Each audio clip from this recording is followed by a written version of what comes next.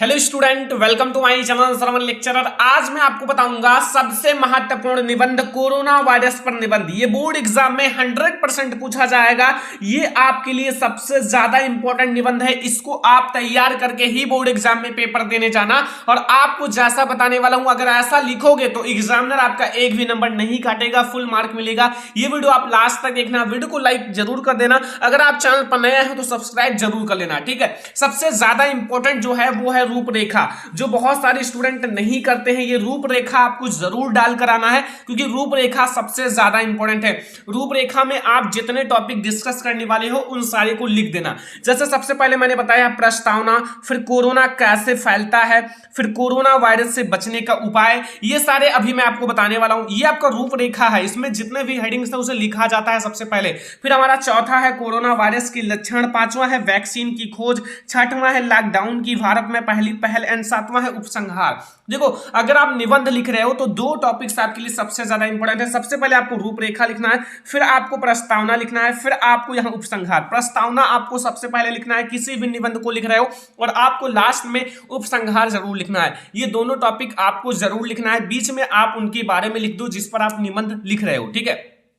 तो सबसे पहले हम लोग प्रस्तावना देखेंगे कि कोरोना वायरस का प्रस्तावना क्या है। प्रस्तावना में जैसे आप थोड़ा छोटे में लिख दो कि कहां से आया, कब इसका मतलब कोरोना वायरस कब से आया, ये सारी चीजें आपको लिखना होता है, ठीक है। जैसे आप लोग यहां देख सकते हो कैसे आपको लिखना है कि कोरोना वायरस जो है, कोरोना वायरस चीन के वुहान राज्य से समाचार की दृष्टि से फैला। कहां से फैला? चीन के वुहान राज्य से, ठीक है, समाचार की दृष्टि से फैला। यह वुहान में पशु मार्केट से निकलकर चीन के कई राज्यों में फैला।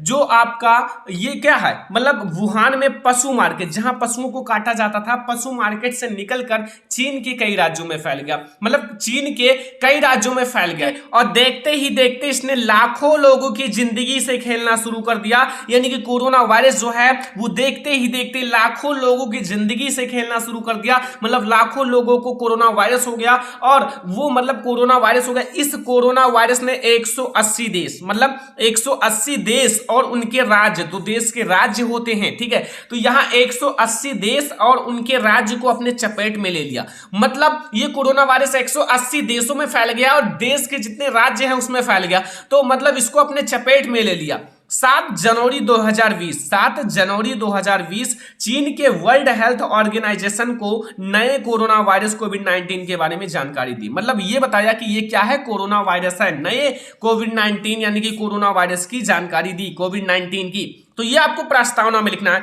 देख सकते हो कितना अच्छे से मैंने लिखा है, पूरा जानकारी कोरोना वायरस के बारे में मैंने प्रस्तावना में छोटे में बता दिया है।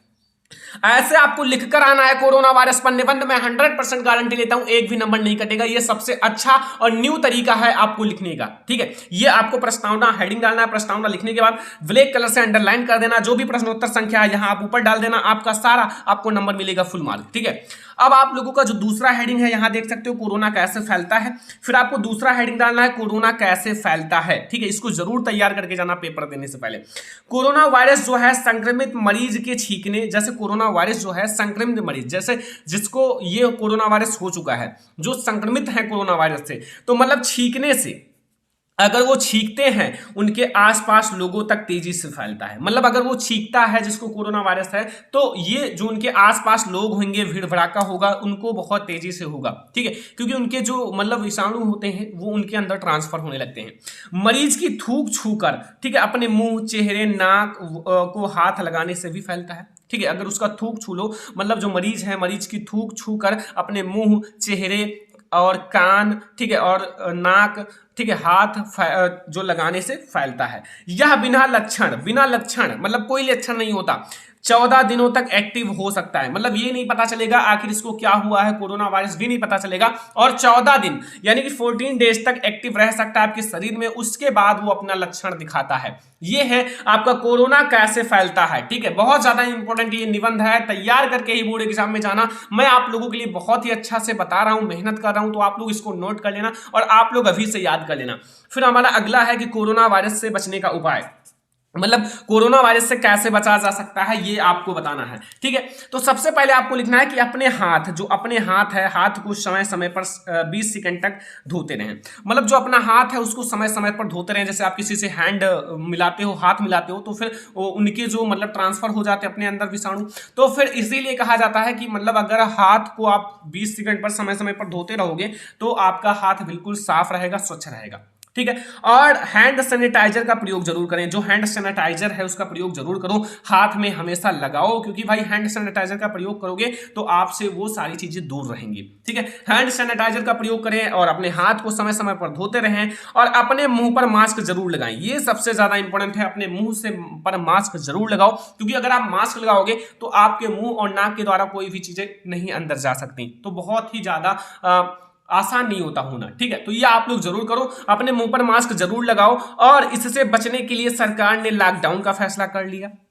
आपको पता है जब ये कोरोना वायरस था तो सरकार ने लॉकडाउन का फैसला किया था, जो इस समय सही उपाय है। मतलब इस समय भाई सही उपाय है, क्योंकि अगर लॉकडाउन कर लोगे तो फिर क्या होगा, मतलब जो लोग हैं, जो इकट्ठा होते हैं लोग, वो भी कम होगा, भीड़ भड़ाका कम होगा, तो ऐसे में वो कम फैलने का चांस होता है। तो इसीलिए सरकार ने लॉकडाउन का फैसला लिया, जो कि इस समय मतलब जब कोरोना वायरस था उसके लिए सही उपाय था। ठीक है, तो ये आपको कोरोना वायरस से बचने का उपाय है। अपने हाथ को धोते रहो, अपने हाथ को सैनिटाइजर करो, अपने मुंह पर मास्क जरूर लगाओ। और सरकार ने लॉकडाउन का फैसला लिया तो ये भी बहुत अच्छा है, क्योंकि लॉकडाउन किया गया तो इससे भी प्रदूषण बहुत ही ज्यादा कम हुआ। गाड़ी जो मोटर है ये बहुत कम चले, तो इससे प्रदूषण भी कम हुआ।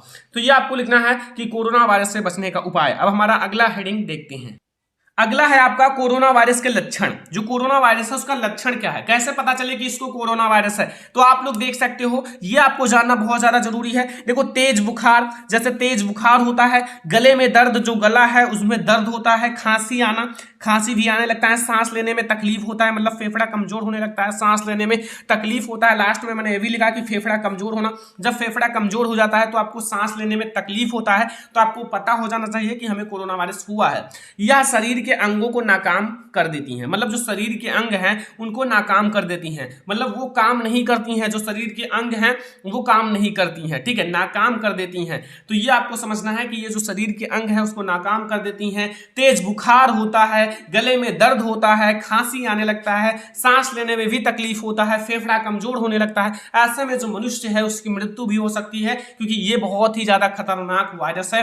तो इससे क्या होता है बच्चा पार्टी, कि जिससे मनुष्य की मृत्यु भी हो सकती है। तो ये आपको लिखना है कोरोना वायरस के लक्षण। आखिर कोरोना वायरस के लक्षण क्या क्या हैं, बहुत आसान है, देख सकते हो, ये सारी चीजें नॉर्मल है जिसे आपने देखा है। कोरोना वायरस आपके समय में था, तो इसलिए आप लोग इसके बारे में खुद भी लिख सकते हो कि आखिर होता क्या है। ठीक है, तो यहां आपको कोरोना वायरस के लक्षण में इतना ही लिखना है कि तेज बुखार, गले में दर्द, खांसी, सांस लेने में तकलीफ, फेफड़ा कमजोर होना, या और शरीर का जो अंग है वो नाकाम हो जाता है, और जिससे मनुष्य की मृत्यु भी हो सकती है। ये आपको कोरोना वायरस के लक्षण में लिखना है। अब आपको ये भी पता है कि भाई वैक्सीन की खोज हो चुकी है, तो वैक्सीन की खोज अब आपको हेडिंग डालना है कि वैक्सीन मिल चुका है, और हाँ बहुत सारे लोगों को लग भी चुका है। ठीक है, तो वैक्सीन की खोज हेडिंग डालने के बाद यहाँ आप लोग लिखना स्टार्ट कीजिए कि कोविड-19 से लड़ने के लिए, मतलब कोविड-19 जो है कोरोना वायरस से लड़ने के लिए हमारे वैज्ञानिक हैं, ठीक है, जो वैज्ञानिक हैं, डॉक्टर हैं, निरंतर रिसर्च में लगे रहे, मतलब निरंतर